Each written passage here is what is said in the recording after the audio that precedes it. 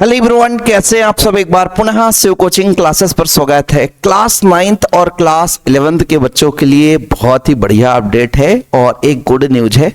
देखो बच्चों, आप लोगों को लगता है ना कि हम फेल हो जाएंगे, हमारे इस सब्जेक्ट में कम नंबर आएंगे या एक सब्जेक्ट में हमारा सप्लीमेंट्री आ जाएगा, हम क्या करें। तो भाई अब आप लोगों को डरने की जरूरत नहीं है। एमपी बोर्ड ने कह दिया है कि आप एक बार में पास नहीं होंगे तो हम आपको दोबारा पास करेंगे और हम चाहते हैं कि एमपी बोर्ड के जितने भी बच्चों का रिजल्ट है ना वो 100 में 100% आ जाए। अरे भाई ऐसा क्या हो रहा है सर? अरे भाई टाइम टेबल आ चुका है सेकेंड एग्जाम के लिए। देखो, यदि क्लास 10th के बच्चे क्लास 12th के बच्चे फेल हो जाते हैं, उनका सेकेंड एग्जाम होना है मई में। लेकिन यहां पे जो आप लोगों का टाइम टेबल आ चुका है कि मई में यदि हम 10th और 12th का एग्जाम लेंगे तो जून में हम 9th और 11th का सेकेंड एग्जाम ले लेंगे। क्या बात! मतलब एमपी बोर्ड में शिक्षा विभाग ये चाहता है कि हम एजुकेशन में बच्चों की जो स्थिति है ना वो 100% दिखाना चाहते हैं, किसी भी दम पे बच्चा पास हो जाए।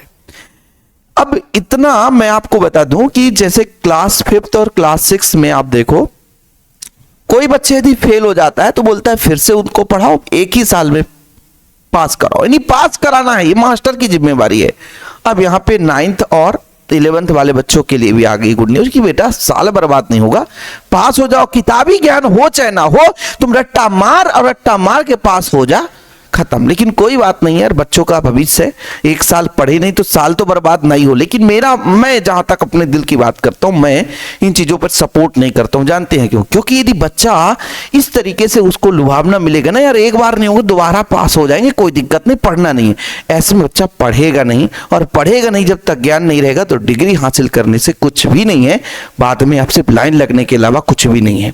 ठीक है, तो सबसे पहले जो बच्चा चाहता है कि द्वितीय परीक्षा कार्यक्रम 2026 कक्षा 9वीं का टाइम टेबल यदि किसी के पास नहीं है तो वो टाइम टेबल पहले देख ले कि 3 जून को 3/6 है ना, कुछ जगह अपडेट आई कि 3 मई से, लेकिन 6 है मतलब जून में होना है। ठीक है, 3 जून को अपना अंग्रेजी है, 4 जून को उर्दू, 5 जून को विज्ञान, 6 जून को हिंदी, 8 जून को गणित, 9 जून को संस्कृत और 10 जून को आपका मराठी, पंजाबी है ना, हिंदी, समाज विज्ञान 11 को, 12 को अपना नेशनल स्किल क्वालिफिकेशन फ्रेमवर्क, समस्त विषय पर आर्टिफिशियल इंटेलिजेंस AI जो आप लोग सब्जेक्ट लेते हो। तो ये आप लोगों का है ना परीक्षा का कक्षा 9वीं का भाई कार्यक्रम है।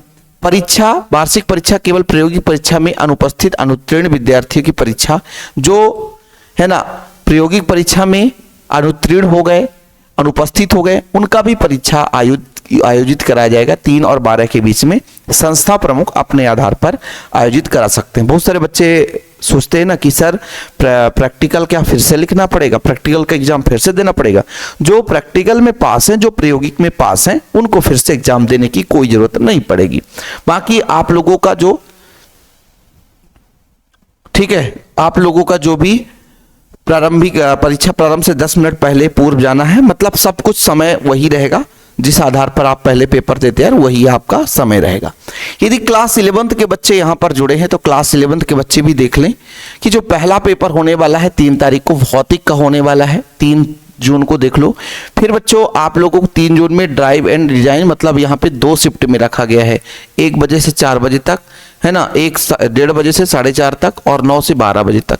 फिर गुरुवार 4 तारीख को प्रातः है आपका बच्चों, है ना, यहाँ पर देख लो नेशनल स्किल क्वालिफिकेशन है ना, मुख्य रूप से ये पेपर है। आप इसको मैं टेलीग्राम में शेयर कर दिया हूँ, शिव कोचिंग क्लासेस के नाम से टेलीग्राम है, तो PDF में शेयर कर दिया हूँ। 4 तारीख को भैया है ना, यहाँ पे आप लोग कृषि, ये थोड़ा सा होम साइंस कला समूह का पेपर होने वाला है। फिर रसायन शास्त्र का अपना 5 तारीख को है। फिर 5 तारीख को ही बच्चों गायन वादन तबला, ठीक है, ये थोड़ा सा PDF में उतना स्पष्ट समझ में नहीं आ रहा है, लेकिन मैं आपको बता दे रहा हूँ सब्जेक्ट।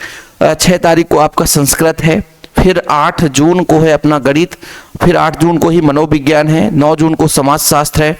ठीक है, फिर इंफॉर्मेटिक प्रैक्टिसेस 9 जून को ही है। 10 जून को अपना अंग्रेजी है। 11 जून को राजनीति शास्त्र और 12 को अपना हिंदी है। देख लो भाई, 13 तारीख को क्या है, भूगोल है। ये आप लोग देख सकते हैं 13 तारीख को अपना जीव विज्ञान भी है। तो ये आप लोगों के परीक्षा का कार्यक्रम है। अब देखो बच्चों, मैं आप लोगों से एक चीज मैं शेयर करना चाहता हूं। ऐसे बच्चे जो वास्तविक रूप से पढ़ रहे हैं, ये बताओ यार, क्या बार बार एग्जाम देकर सरकार क्या करना क्या चाहती है? केवल बच्चों का रिजल्ट बर्बाद करना चाहती है, सुधारना चाहती है? देखो भाई, कागजी रिजल्ट कितना भी सुधर जाएगा लेकिन ज्ञान नहीं रहेगा। जैसे कोई बच्चा मान लीजिए फिजिक्स में साल भर मेहनत नहीं किया, किसी कदर यदि 10 क्वेश्चन पढ़ करके वो पास हो जा रहा है तो उसका रिजल्ट बन गया 80%, तो क्या रिजल्ट बनने से उसका काम हो जाएगा? कभी नहीं हो सकता। इसलिए मेरे प्यारे भाइयों, आप लोग यदि सोचते हो कि केवल हम 2 दिन में पढ़ करके पास हो जाएं, ये करें, तो बहुत बड़ी गलत फहमी है और आप अपने माँ बाप को बिल्कुल आप लोग धोखा दे रहे हो, अपने लाइफ से अपने आप को धोखा दे रहे हो।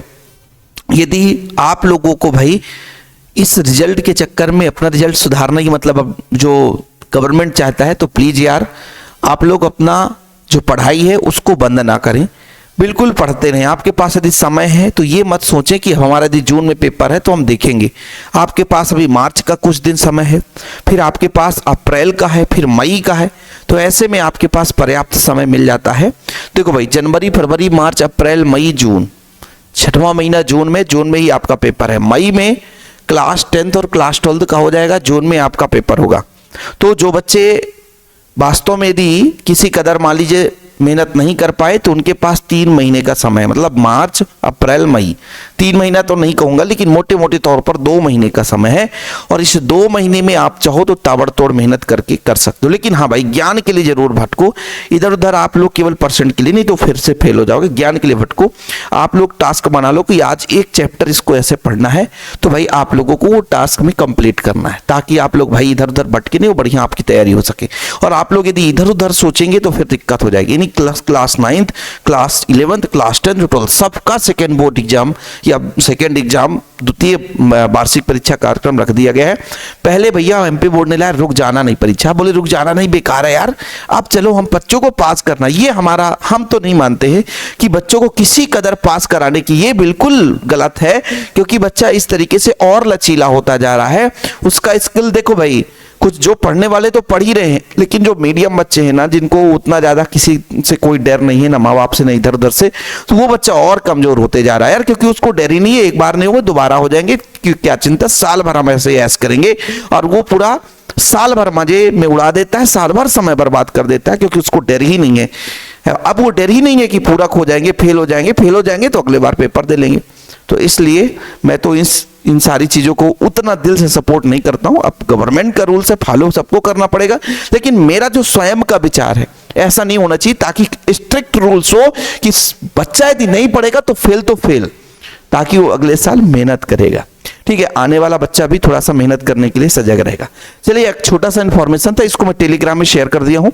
क्लास 10th 12th का भी शेयर कर दिया था, 9th 11th का भी शेयर कर दिया हूं। यदि जो बच्चा नहीं डाउनलोड कर पाया है वो हमारे टेलीग्राम से डाउनलोड कर ले। शिव कोचिंग क्लासेस के नाम से टेलीग्राम चैनल है। जय हिंद, वंदे मातरम।